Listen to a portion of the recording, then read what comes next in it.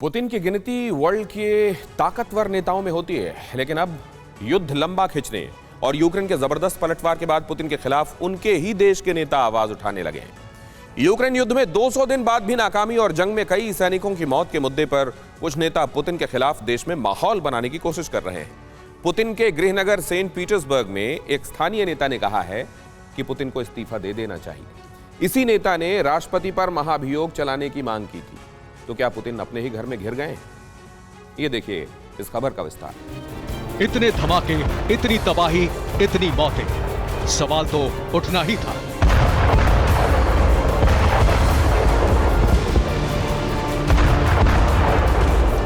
चौबीस फरवरी को पुतिन ने वॉर ऑर्डर पर साइन किया और तब से आज तक रूस एक युद्ध में उलझा हुआ है।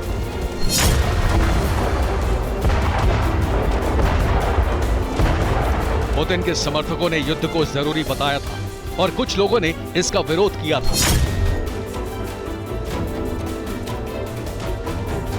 लेकिन पुतिन की ताकत के आगे विरोध दब गए थे। रूस के बेहद शक्तिशाली प्रेसिडेंट के खिलाफ लोगों ने जुबान नहीं खोली थी, लेकिन युद्ध लंबा खिंचने के साथ ही पुतिन की रणनीति पर सवालिया निशान लगने शुरू हुए।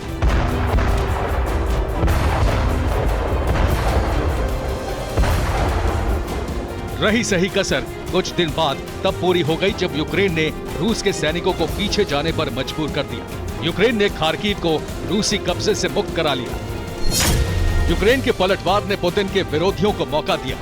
रूसी सेना की नाकामी को स्थानीय नेताओं ने मुद्दा बनाया। रूस के कुछ नेता खुलकर पुतिन के विरोध में बयान दे रहे हैं। इस्तीफे और महाअभियोग लाने की मांग उठने लगी है। ये तस्वीर दिमित्री पालयुगा की है। रूस की राजनीति में इनकी बहुत बड़ी पहचान नहीं है। ये एक म्युनिसिपल काउंसिल के सदस्य हैं। ये रूस के सेंट पीटर्सबर्ग, जो पुतिन का गृह क्षेत्र माना जाता है, वहीं के लोकल नेता है। इस नेता और काउंसिल के कई सदस्यों ने पुतिन को हटाने की मांग की है। पुतिन के खिलाफ विरोध की ये पहली आवाज नहीं है। युद्ध की शुरुआत के साथ ही मॉस्को में कई प्रदर्शन हुए।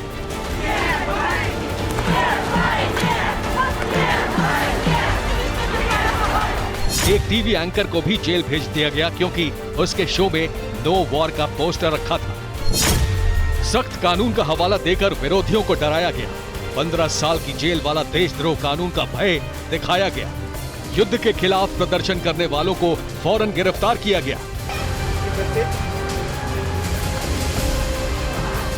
एक रिपोर्ट के मुताबिक काउंसिलर दिमित्री पालयुगा ने एक ट्वीट में लिखा है, स्मोलेंस्क म्युनिसिपल डिस्ट्रिक्ट की परिषद ने राष्ट्रपति पुतिन के खिलाफ देशद्रोह के आरोप लगाने के प्रस्ताव के साथ राज्य ड्यूमा के प्रतिनिधियों से अपील करने का फैसला किया है और अधिकांश प्रतिनिधियों ने इसका समर्थन किया है। ऐसा ही एक विद्रोह मॉस्को में शुरू हुआ।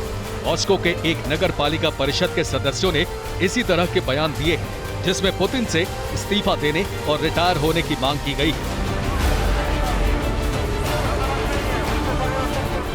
रूस के सभी नेता जानते हैं कि पुतिन के खिलाफ आवाज उठाने का अंजाम बहुत बुरा हो सकता है, क्योंकि क्रेमलिन में तैनात अधिकारी पुतिन का विरोध करने वालों पर नजर रखते हैं और सभी के साथ बेहद सख्ती से निपटा जाता है।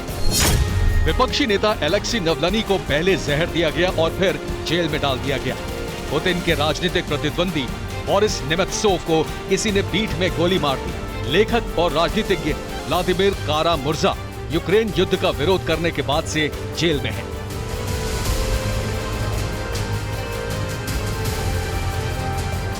रूस के लोकल लीडर्स सिर्फ सेना की नाकामी से नाराज नहीं है।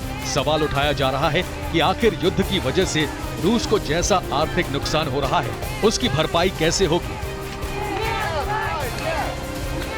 लोगों को चिंता रूस की बदली हुई छवि को लेकर भी है। दूसरे देशों में अब रूस के लोगों का स्वागत नहीं किया जा रहा है। उतना सम्मान नहीं मिल रहा है जितना पहले मिलता था।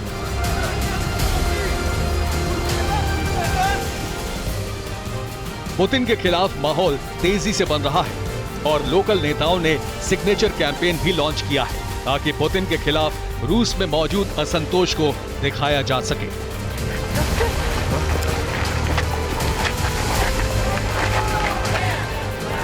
यूक्रेन जंग में अब तक रूस के कई सैनिकों की मौत हुई है। कई सैनिक महीनों से घर नहीं लौटे हैं। कई सैनिक जख्मी हैं। कई सैनिकों ने शरीर के अहम अंग खो दिए हैं।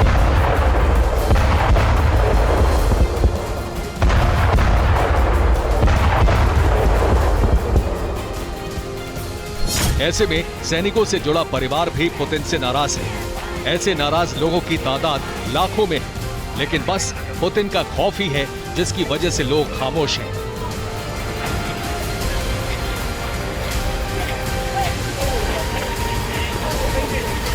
लेकिन अब खामोशी टूट रही है। पुतिन के खिलाफ विरोध की जिस आंधी को दबाया जा रहा है वो कभी भी बड़ा तूफान बन सकती है।